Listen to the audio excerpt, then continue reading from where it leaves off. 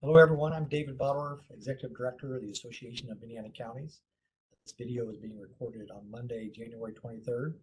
Thank you for watching the video. And the purpose of today's video is to review some of the information we've learned from a property tax study and assessment study we had Policy Analytics do on behalf of the Association of Indiana Counties. Of course, Dr. DeBoer was involved with the study as well. Many of you are familiar with their work from the property tax study we had done last year that focused on business portion of property tax. So today's review is about a study again on assessment and what we expect could happen with property taxes for pay 2023. County officials realized that Indiana's assessment system is based on a fair market value. What would a piece of property sell for on the open market?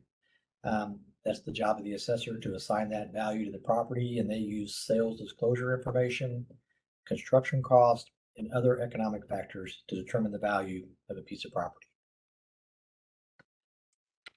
This slide just gives a quick review of how property taxes are calculated in Indiana. Each unit has a levy, and the net assessed value of all the property in that unit is divided into the levy, and that equals the unit's tax rate. Then the sum of those tax rates are put together to create the district's tax rate. So for instance, the county's tax rate, the school corporation's rate, the township, if you live in a city or town, their rate, all those are stacked on top of each other to create that district tax rate. And that rate, properties net assessed value, and that equals the tax bill. Of course, Indiana has caps on property taxes. For homesteads, that cap is 1% of the gross assessed value of the property. This slide shows the dramatic increase in assessed value across all classes of property for 2022 pay 2023. You'll notice that personal property did not increase very much, but the other classes of property are up pretty dramatically. Again, this reflects the economic activity that was occurring in 2021. So you can see that residential values increased by 16.5% on average across the state, and agriculture property values increased by 15.9%. This chart indicates how much the value of houses increased in 2021 and 2022, but we're really focusing on 2021 here. So it went up again over 16%. Again, this is unusual. It really is historic. There were many factors that helped contribute to that increase in residential values. We had low interest rates and a high demand for houses. Everyone can remember the stories about properties going on the market for just a few hours before there was a bidding war and that property was purchased at the sales price. So again, that activity from 2021 helped create the assessments for 2022, and those 22 assessments are what's used to value to pay the tax bills for 2023.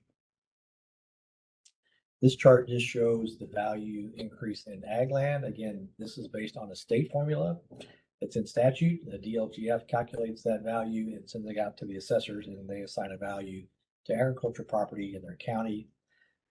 We do expect the agriculture rate to continue to increase until 2028, and then it'll start to come down. But again, these values are indicative of how much crops are sold for on the market. So this chart shows assessed value increase by county. This is gross assessed value. You can see that every county had an increase in gross assessed value except Benton County. They had something unique happening there with their business personal property tax on the wind turbines. But every other county saw an increase in gross assessed value. You can see we had 4 counties where the gross assessed value increased by more than 20%.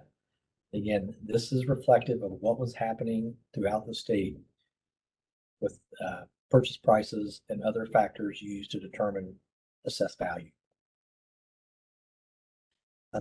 It is interesting to note that net assessed value on residential property increased faster than the gross assessed value. Again, that's because of the way the standard deduction is capped at a constant dollar amount and does not change to reflect the inflation or the increase in value of property. It is important again to remember that business personal property tax is actually going to decrease, and that burden will shift to the residential side of property taxes. So everyone is familiar with the maximum levy growth quotient. That's based on this 6-year rolling average of non-farm personal income. So this 5% growth quotient for 2023 is reflective of how much people's income increased over the last 6 years. That is higher than normal, but most people received higher than normal salary increases over the last 6 years. Policy Analytics had to make some assumptions for the Pay 23 tax bill. They assumed that debt service levies would be held the same, and they also assumed that tax rate driven funds would be held constant as well. There are some funds where there's a maximum tax rate, and so in those situations, when the assessed value increased, the liability to those particular funds increased along with the assessed value. But that's just for some funds. That's not across the board. This often happens with school operating referendums. Those are rate-driven funds, and they are outside the property tax caps. So this chart shows how much we expect net levies to increase in 2023. So across the board for all classes of property, or for all units of government, it's 7.3%. For counties, it's 7.85%.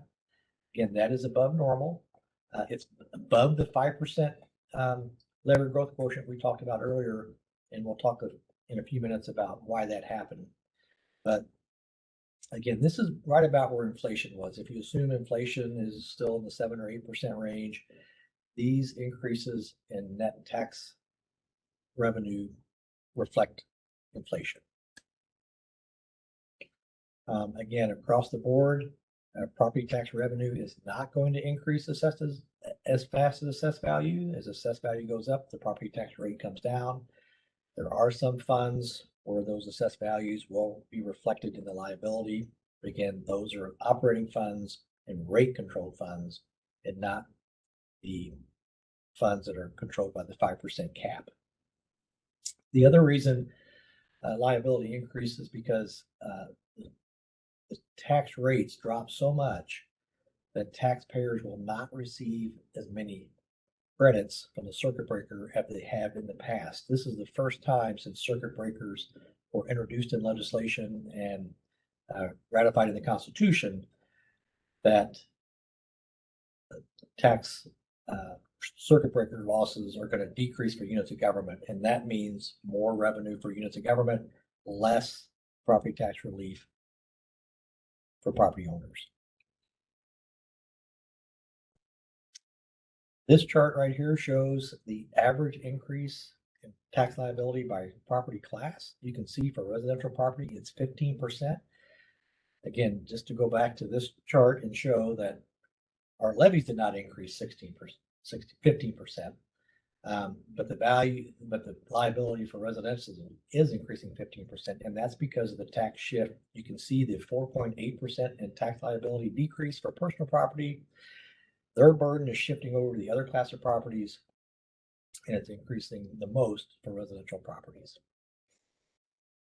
So this is what the changes look like in the average tax bill across all classes of property by county.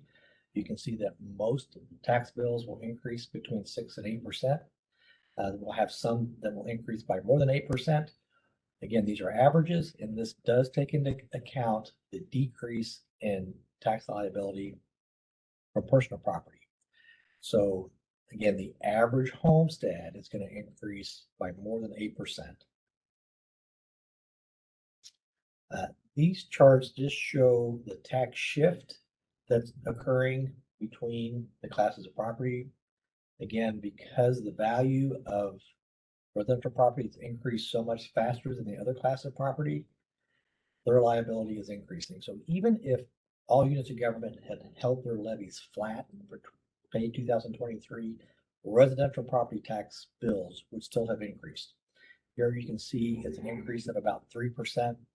That in 2022, residential property paid about 47% of all property taxes. For 2023, it's going to be about 50%. You can also see that personal property decreased from 16% in 2022 to 14% in 2023. So this study has helped us, discover what's happening with property tax bills. This page just shows some of the observations and conclusions. We think this is important information for you to have so that you can start to understand it and share it with taxpayers, and we'll be sharing this information with legislators.